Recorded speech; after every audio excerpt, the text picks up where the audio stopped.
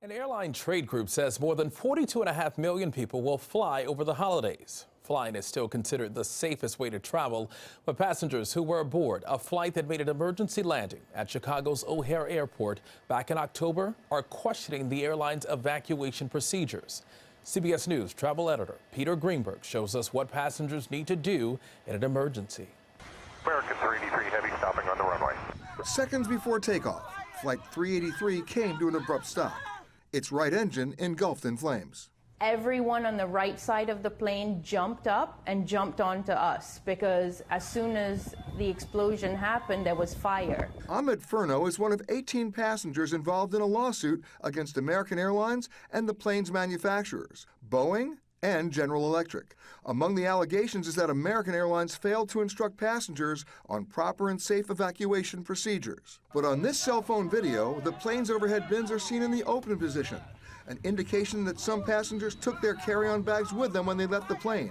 For any aircraft to be certified as airworthy, flight crews like these have to demonstrate they can evacuate a fully loaded plane with half the exits blocked in less than 90 seconds. But the question remains, who's training the passengers?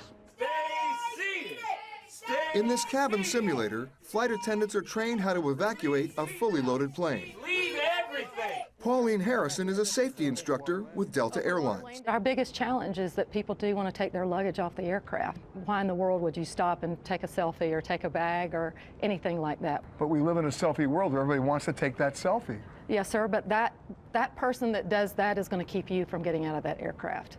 To start the flow of oxygen, breathe normally. Flight attendants say the problem lies with the safety video. As detailed and entertaining as it might be, they say passengers either don't listen, or worse yet, they ignore the video altogether. Before the flight, only 12 of our passengers had read the safety briefing card, and only about 24 had paid attention to the safety demonstration.